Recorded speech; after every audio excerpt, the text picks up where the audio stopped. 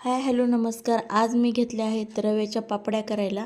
मी 1 kilo रवा घेतला आहे आणि तो पातेल्याने मोजून घेतला आहे. ज्या पातेल्याने मोजून घेतला रवा त्याच पातेल्याने मी 7 पातेले पाणी टाकलं. म्हणजे रव्याच्या 7 पट पाणी घ्यायचं, ते आपल्याला उकळायला ठेवायचं. त्यानंतर मी थोडंसं पाणी छान गरम झाल्यानंतर त्यामध्ये पापड खारा ॲड केला आहे 1.5 चम्मच.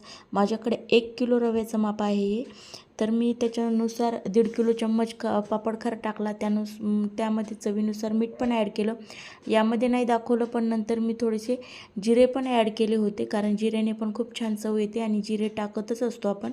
मग जिरे पण टाकले आणि त्यानंतर मस्त आपण जसा शिरा किंवा उपीट करताना हटून घेतो तशाच पद्धतीनं गाठी न होता त्याला एकीनं टाकायचं आणि एकीनं हटायचं, अशा पद्धतीनं गाठी नाही होऊ द्यायच्या. आणि मस्त त्याला आदन आल्यानंतर पटपट पापड्या घालून घ्यायच्या.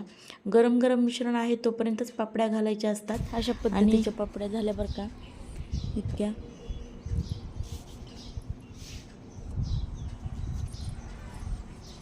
थोड्या मोठ्या मोठ्या झाल्या आहेत.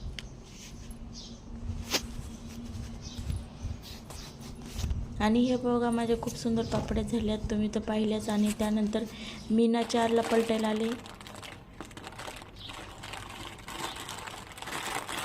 अशा प्रकारे पापड्या पण खूप फास्ट पलटत होत्या, उलटायला पण खूप सोप्या गेल्या मला त्या. आणि चिटकल्या पण नाहीत आणि तुटल्या पण नाहीत आणि खूप छान वाटल्या. कोणी कोणी बारीक करतं पण मी हे मोठ्या मोठ्या पापड्या केल्या होत्या, कारण ऊन पण खूप होतं आणि काय होतं म्हटलं तेवढेच ते फुगतील, चांगले लागतील काय नाही.